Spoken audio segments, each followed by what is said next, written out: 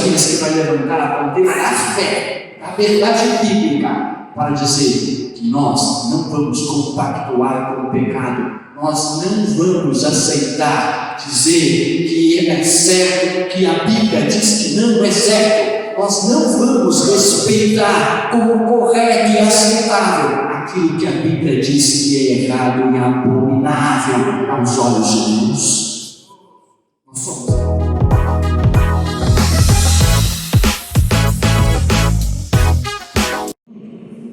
O mundo que você conheceu, ele não existe mais. Sabe aquele mundo onde a vida era um bem sacro e inestimável? Aquele mundo em que a família era um núcleo heterossexual e sagrado? Aquele mundo em que os valores morais eram uma herança inegociável? Aquele mundo em que o trabalho dignificava o homem e o sucesso era meritocrático? Aquele mundo em que democracia era sinônimo de respeito à opinião alheia, divergente a nossa? Aquele mundo em que progresso significava a busca por um bem-estar social coletivo? Aquele mundo em que Deus era uma convicção inabalável? Este mundo não existe mais. O conservadorismo morreu. É verdade que você pode ter aqui e ali alguns lampejos esporádicos de conservadorismo, mas não vai durar, não vai subsistir, porque a humanidade como um todo está sendo preparada para a manifestação do anticristo. Isso não é teoria da conspiração, meus irmãos, isso é Bíblia. A Bíblia nos ensina isso.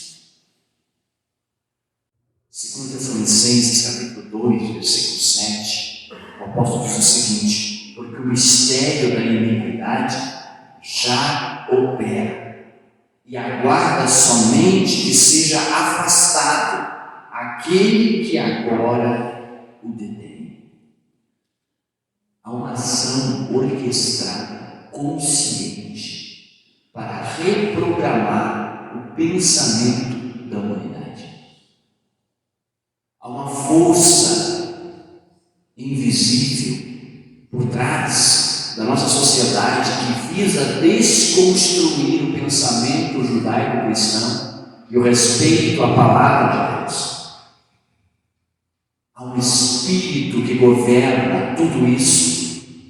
Há um espírito por trás do que nós estamos vendo no mundo de hoje. Esse espírito é o espírito do anticristo. Ou, se preferir, o espírito da Babilônia. Esse espírito já está em operação. E o projeto dele é justamente desconstruir o pensamento cristão, desconstruir o cristianismo, atacar os valores da palavra de Deus. Nós estamos vivendo os últimos dias, amados. O textual da nossa lição nos diz: sabe, porém, isso, que nos últimos dias sobrevirão tempos trabalhosos. Nós vivemos num mundo frágil, um mundo ansioso, não linear, incompreensível. O espírito do anticristo tem pressa para implantar nesta humanidade o seu reino. A situação não vai melhorar, não sonhe, não vai melhorar, vai ficar cada vez pior, até o ponto que se torne insuportável para a igreja habitar essa terra. Mas então os céus romperão e nós subiremos para a glória com Cristo Jesus. Essa é a nossa esperança.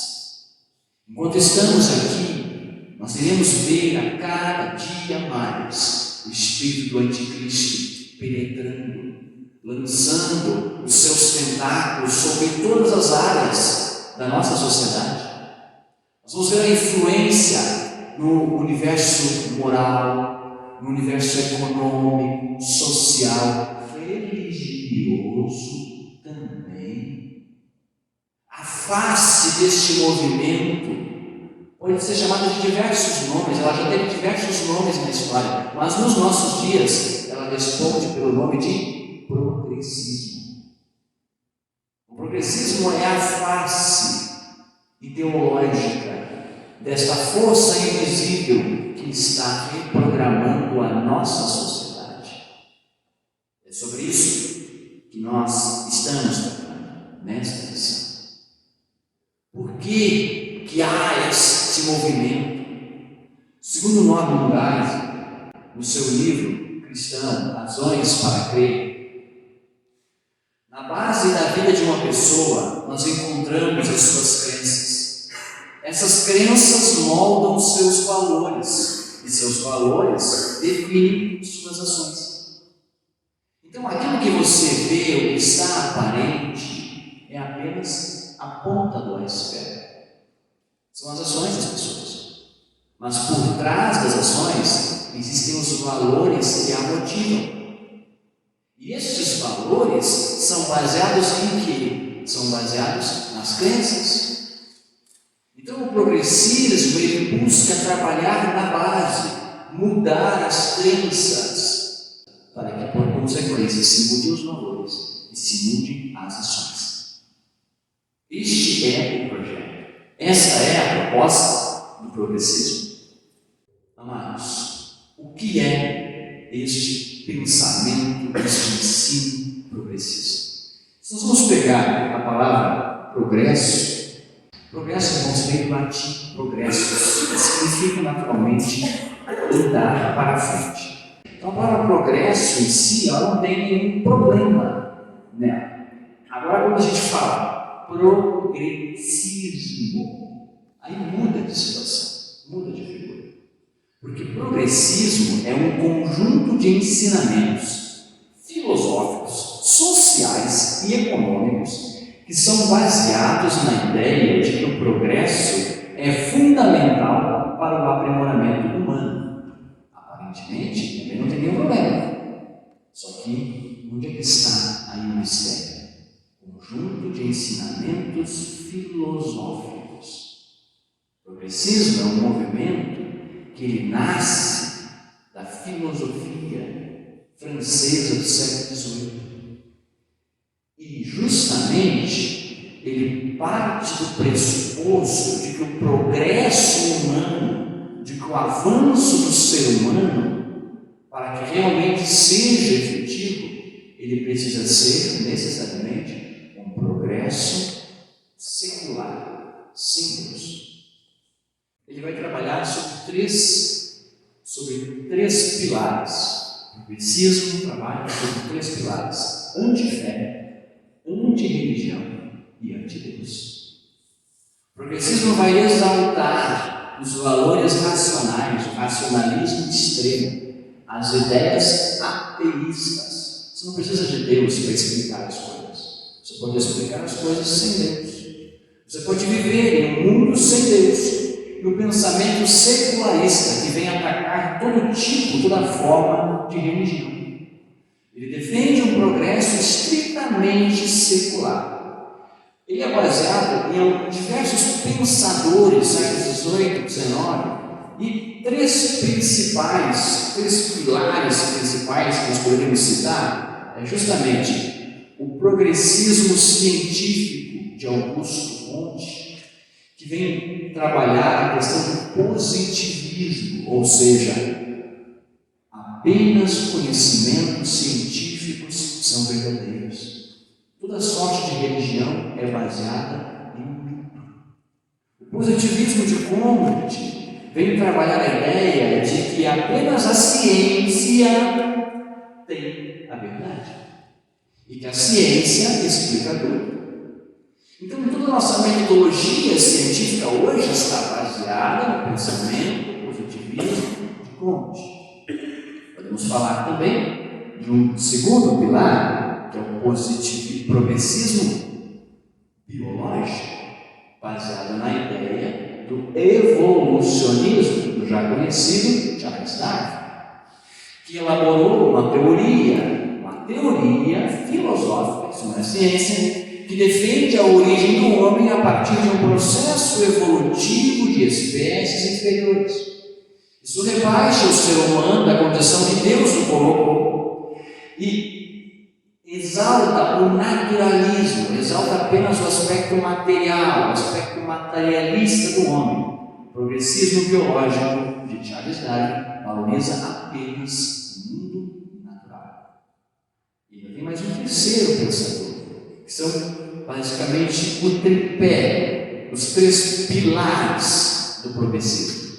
Karl Marx, sim, sem dúvida, com o seu pensamento do socialismo, onde ele defende que a salvação que o homem precisa é a salvação do sofrimento, da miséria, da desigualdade social. A salvação que o homem precisa é justamente do problema da falta de oportunidades, da falta de condições econômicas e financeiras. Karl Marx defende uma ideologia ateísta, na qual entende que a religião é o ópio do povo. Karl Marx defende que a revolução precisa ser levada a qualquer custo, inclusive com a luta de classes, o uso da violência se necessário, onde o proletariado, as ruas desfavorecidos, venham assumir o governo temporariamente, até que a gente consiga, pelo socialismo utópico, chegar num nível em que a sociedade seja autogovernada. Para isso precisa sim de um estágio intermediário onde tenha um líder mundial. Esse é o progressismo econômico, progressismo social, progressismo biológico, progressismo científico. Desses três pensadores, a gente tem justamente o principal conflito do pensamento progressista. Você tira a fé do trono e você coloca no trono a ciência. Você tira Deus do trono e coloca o homem no trono. Você tira o sobrenatural do trono e coloca o natural no trono. Este é o pensamento básico do progressismo. E é sobre isso que trata a nossa lição. Para que isso seja atingido, para que isso seja trabalhado, você precisa fazer alguns estágios. O primeiro estágio é o nosso tópico 1 da lição de hoje: a descaracterização do cristianismo. Aqui nós trabalhamos três aspectos. Primeiro, a deterioração moral. Segundo, a erosão da ortodoxia. E terceiro tópico, a corrupção da fé. O que é a deterioração moral? Se os irmãos observaram o texto base da lição de hoje, notaram que o apóstolo mostra que os últimos dias, os dias que antecederiam a vinda de Cristo, serão marcados por um estágio de profunda depravação moral. Ele dá uma lista dos homens, das qualidades desses homens que estarão vivendo este mundo. Como é que o mundo mergulha num estágio de depravação moral tão profundo antes de Cristo vir? Jesus mesmo disse em Mateus 5,13: vós sois o sal da terra. Se este mundo ainda não entrou nesse estágio último de depravação moral, é porque a igreja ainda está aqui. Mas vai chegar um momento em que aquele que o detém será tirado. E aí o mundo vai mergulhar de vez nesse estágio de depravação moral. Por consequência, como Cristo nos ensina o princípio escatológico das dores de parto, quanto mais perto, maior a intensidade, maior é a frequência. Isso significa que quanto mais perto do arrebatamento nós estivermos, pior será o estágio de depravação moral do mundo. Não vai melhorar isso, só vai piorar. Só vai piorar cada vez mais até se tornar insuportável para nós. É isso que a Bíblia ensina. A Bíblia ensina justamente isso. Então nós vivemos esse estágio de profunda depravação moral. Como é que nós estamos mergulhando nisso? Simples. Para que o pecado seja praticado sem qualquer remorso, ressignifica o pecado. Se a Bíblia diz que isto é errado, muda. Aquilo que é errado torna-se certo, torna-se aceitável. Então é praticado amplamente e cada vez mais se aprofunda nessa espiral de depravação moral. É o que nós estamos vendo hoje. É o mal. E cada vez será mais. Qual é a estratégia? É a desconstrução da autoridade bíblica, a desconstrução da moral bíblica. E você vai vendo cada vez mais conversas sobre atualizar a Bíblia, revisar a Bíblia.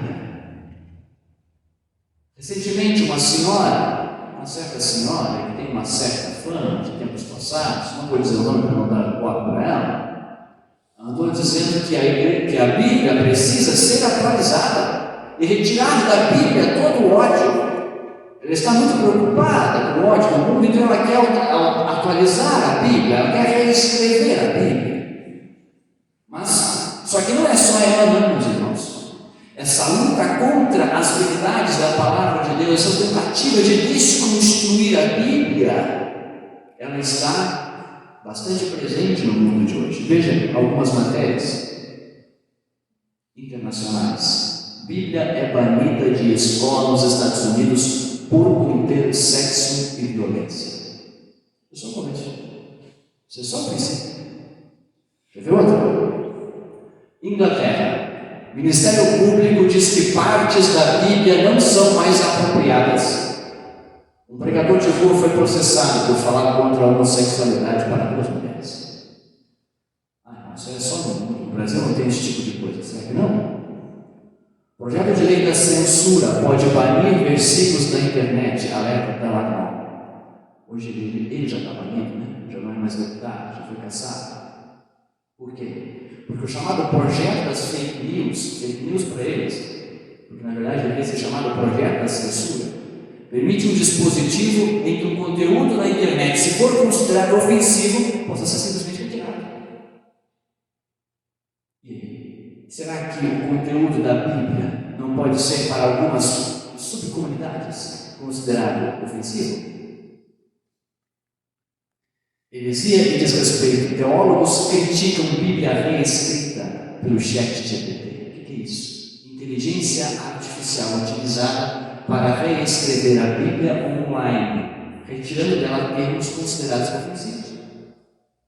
Aliás, cuidado os irmãos que não têm mais o hábito de trazer a Bíblia impressa para a igreja, mas querem usar a Bíblia apenas no celular. Já há um projeto para utilizar a inteligência artificial e atualizar todas as versões online da Bíblia, retirando dela todos os termos que sejam considerados ofensivos. Daqui a pouco você vai estar lendo o seu celular, lendo a Bíblia no celular. Eu já notei algumas coisas em algumas versões, e você vai ver que não vai conferir o que está dito lá na versão online com o que está dito aqui na versão impressa. Porque termos são considerados ofensivos, serão reeditados. Isso já é uma tendência mundial. Já existem obras clássicas que estão sendo reescritas para retirar termos que na cultura atual são considerados ofensivos. Então esse é o caminho que nós estamos indo. Agora a Bíblia continuará dizendo em Salmo 119, 144, a Bíblia não é antiga nem moderna, ela é eterna. Eterna é a tua palavra. Aleluia. O que era pecado continuará sendo pecado. O que era verdade continuará sendo verdade. É isso que nós cremos, professamos e defendemos. Isto é o que nós cremos. Mas, irmãos, o progressismo tem lançado os seus tentáculos, inclusive, dentro do meio cristão, do meio religioso. Nós estamos vendo uma face do progressismo dentro do meio religioso. É o tópico que trata sobre a erosão da ortodoxia. Os irmãos estudaram aqui na lição passada o que é a ortodoxia. Orto-reto, a doutrina reta, a doutrina correta, as práticas e princípios bíblicos de acordo com o que ensina a palavra de Deus. E o que nós estamos vendo no meio cristão hoje, religioso, é a erosão disso. É o rompimento das estruturas ortodoxas da palavra de Deus. Hoje nós temos movimentos, eventos e até ministérios estão desvalorizando a atenção à Bíblia Sagrada. Estão desvalorizando a Bíblia. Estão priorizando um pensamento que seja politicamente correto, que não seja considerado ofensivo. Uma linguagem, um trabalhar, uma música, mensagens que não ofendam o pecador, que não confronte, para que não sejam censurados, para que não sejam perseguidos. Nós estamos vendo o rompimento, a ruptura, a ilusão da pura ortodoxia. Estamos criando um Deus que satisfaça a nossa lógica. Um cristianismo que se encaixe dentro daquilo que pode ser aceitável para a sociedade em geral. Mas a sociedade está corrompida, está distante de Deus.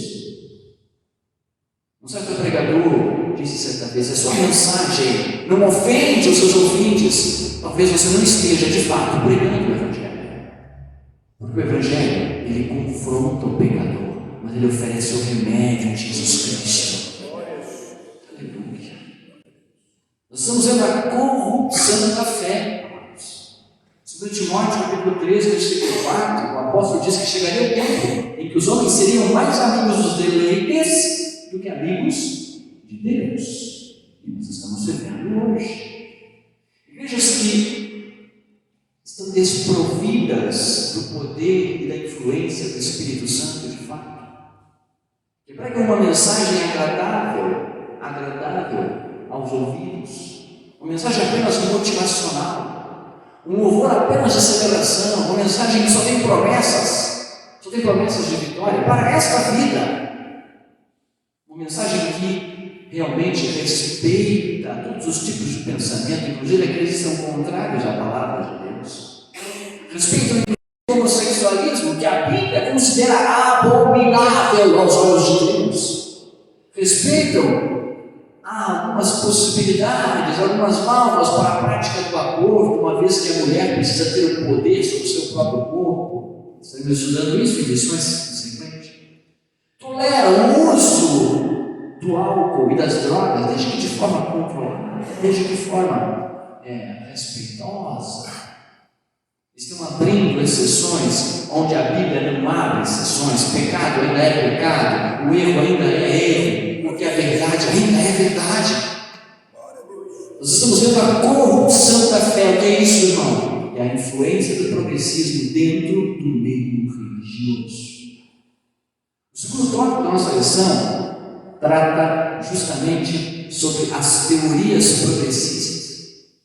E ele vem trabalhar o que? A influência do progressismo dentro do pensamento teológico.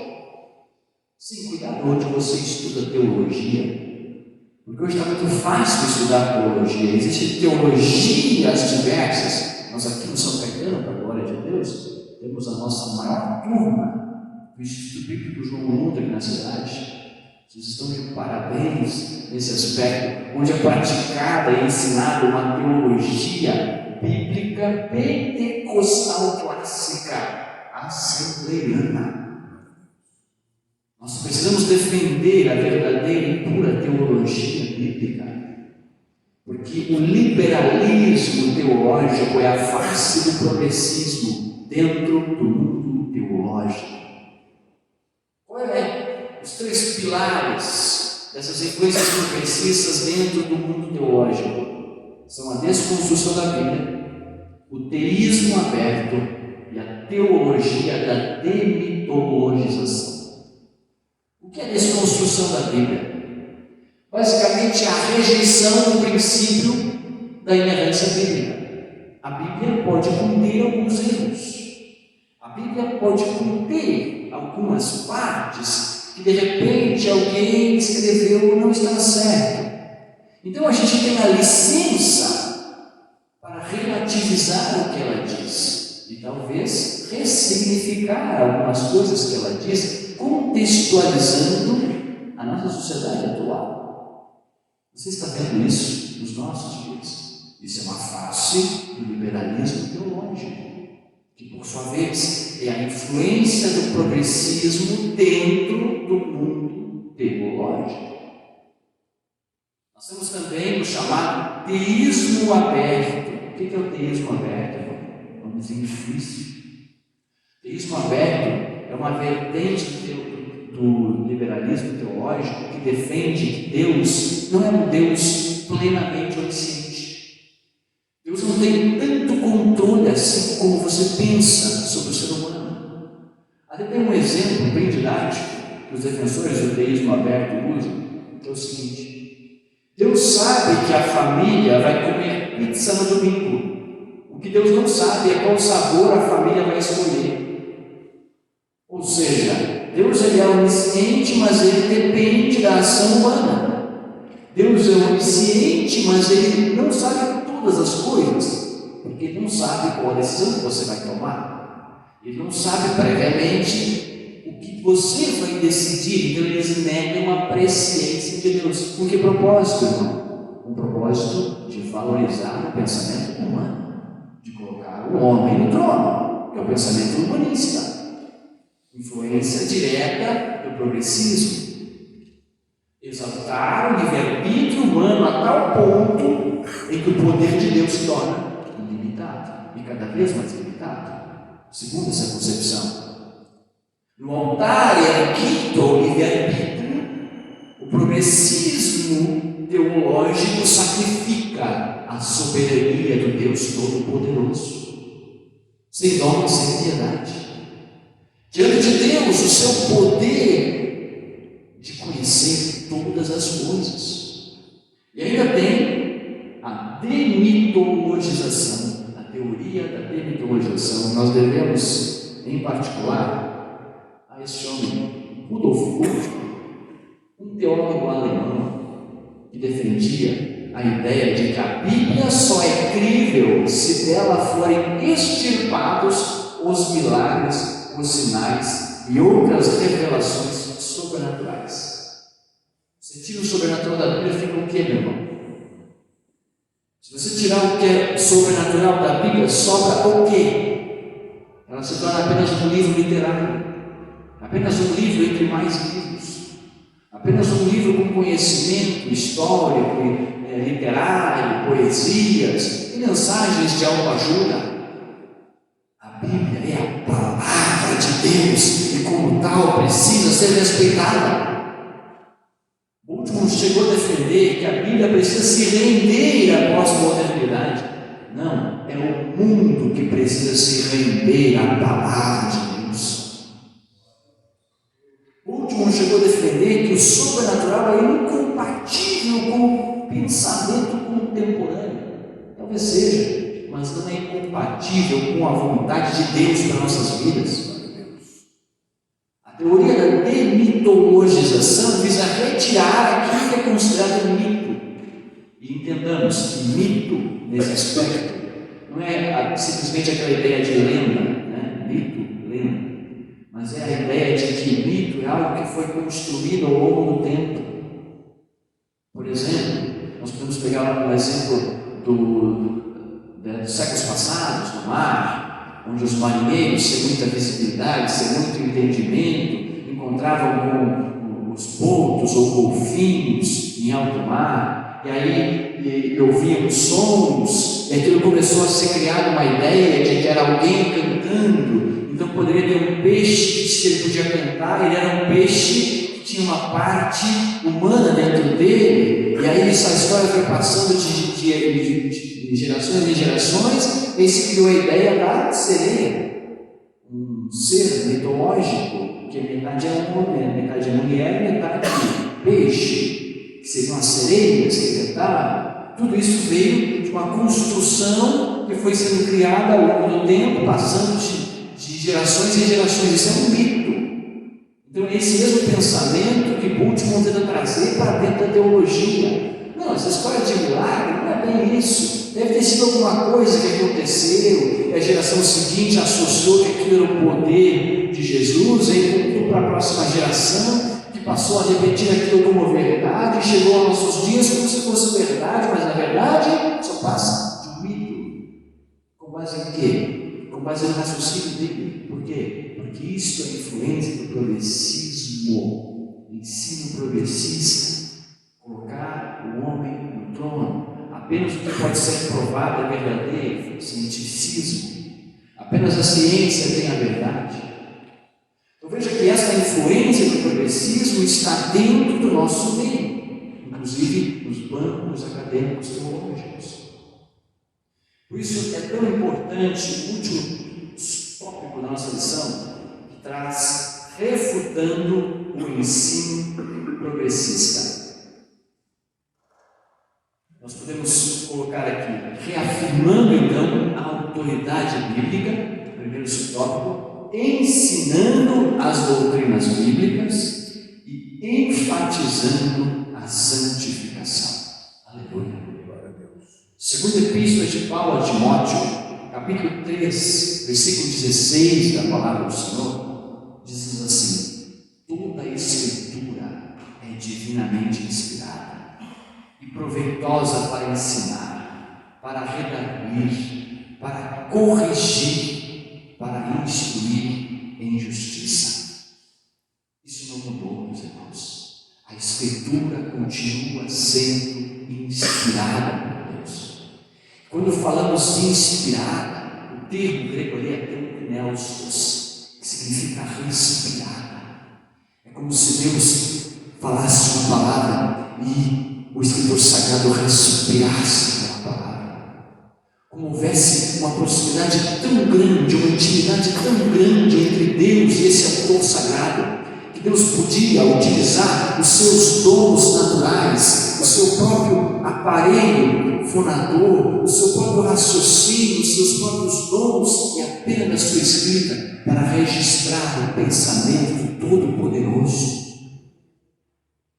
Isto é ser a Escritura respirada, a palavra de Deus. E Deus não muda.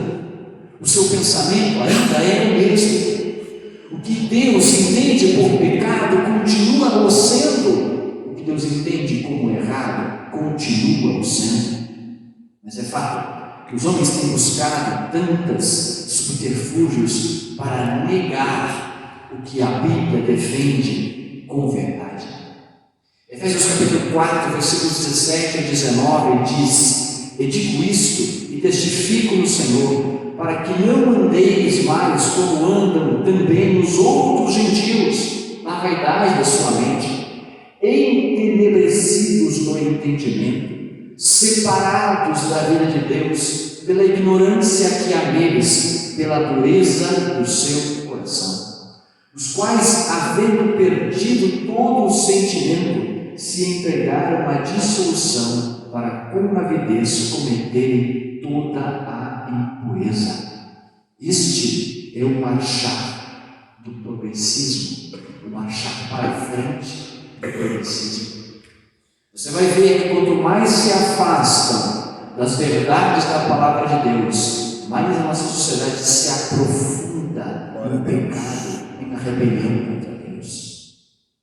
Nós vamos assistir cada vez mais à mudança de nomes, rebatizar nomes de ruas, nomes de monumentos, para retirar o que é religioso para o Estado laico.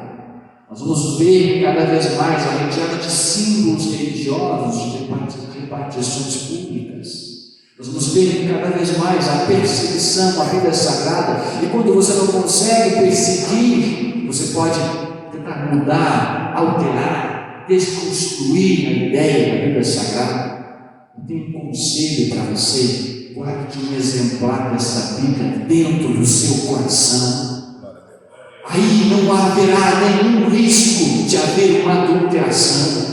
Conheça esta palavra, se alimente dessa palavra, se aprofunde nesta palavra, porque esta palavra é a verdade, ela é a palavra de Deus. Aleluia. Precisamos reafirmar a autoridade das Escrituras. Precisamos defender a autoridade da palavra de Deus. Apocalipse capítulo 22, versículos 18 e 19 diz: porque eu testifico a todo aquele que ouvir as palavras da profecia desse livro, que se alguém lhes acrescentar alguma coisa, Deus fará vir sobre ele as pragas que estão escritas nesse livro. E se alguém tirar quaisquer palavras do livro desta profecia, Deus tirará da sua parte do livro da vida e da cidade santa e das coisas que estão escritas neste livro. Nós precisamos respeitar a palavra de Deus na sua completude, na sua plenitude, na sua inteireza. Ninguém está autorizado a adulterar a palavra de Deus. Ninguém tem autoridade para mudar o que a Bíblia já apregoava como verdade. Um outro aspecto que nós temos e precisamos lutar contra, meus irmãos, essa tentativa de negar o sobrenatural. Nossas aulas do IBJL, nossa última disciplina que tivemos agora, antes das férias, foi justamente a doutrina da pneumatologia, a doutrina do Espírito Santo. E eu dou graças a Deus porque na turma da matriz onde eu estava, nesse último mês, eu pude experimentar a graça de Deus sendo trabalhada durante a aula. Eu disse aos irmãos, nós não estamos aqui tratando do Espírito Santo apenas do ponto de vista intelectual, pastor.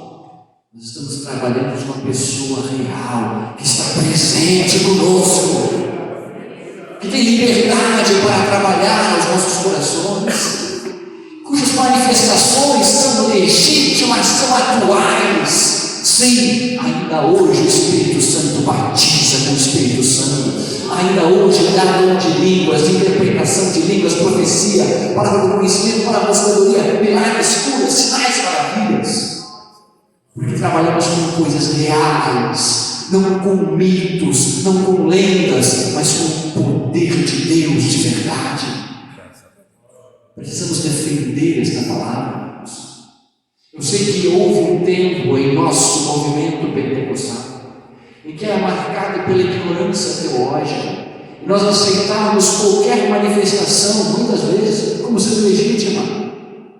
Aí então veio o ensino aprofundado da palavra de Deus, aí veio o esclarecimento, e nós estamos perigosamente caminhando para o outro extremo, de não reconhecer nenhuma manifestação como legítima, de negar o sobrenatural. E este é o pensamento progressismo, este é o pensamento liberalismo teológico, mas não é o pensamento da verdadeira teologia e da palavra de Deus. Eu dizia aos meus alunos, eu não tenho medo que vocês vão engolir uma manifestação ilegítima do Espírito Santo, porque o que vocês estão aprendendo aqui é Bíblia, é palavra de Deus. Vocês terão condições de olhar e reconhecer uma manifestação falsa. Isso eu não tenho medo. O que eu tenho medo é que vocês não reconheçam quando há uma manifestação legítima, por causa dos preconceitos que vocês estão criando. Vocês precisam estar com o coração aberto para receber o trabalhar do Espírito Santo, porque Ele ainda batiza, Ele ainda fala, Ele ainda atua em nosso meio. O Espírito Santo é real, Ele está presente entre nós. Nós precisamos crer e defender essas verdades. Não permitir que o liberalismo teológico venha esfriar a nossa fé, venha nos tirar a sensibilidade a reconhecer a presença do Espírito Santo em nosso meio. Aleluia. O último subtópico da nossa lição vai tratar sobre enfatizando a santificação. 1 Pedro 1,16 diz: porquanto está escrito, sede santos, porque eu sou santo. A palavra santo aqui vem do grego hagiasio, significa separado, separar. Meus irmãos, nessa sociedade progressista, nós somos a resistência. Nós somos aqueles que vai levantar a bandeira da fé, da verdade bíblica, para dizer que nós não vamos compactuar com o pecado, nós não vamos aceitar dizer que é certo, que a Bíblia diz que não é certo, nós não vamos respeitar como correto e aceitável aquilo que a Bíblia diz que é errado e abominável aos olhos de Deus. Nós somos a resistência. Nós somos o último reduto da moralidade, é a igreja de Deus. Se a igreja perder essa essência, o que sobra? Se nós negarmos a verdade da palavra de Deus e o sobrenatural atual em nossos dias, o que tem relevância social, uma comunidade de pessoas decentes que se reúnem para fazerem obra social e acalentar os egos de seres humanos que estão cada vez mais ansiosos e aflitos porque estão apartados da verdade de Deus. Precisamos viver e defender o Evangelho verdadeiro. O Evangelho verdadeiro confronta, mas ele também mostra a cura. Ele tem poder para transformar o ser humano.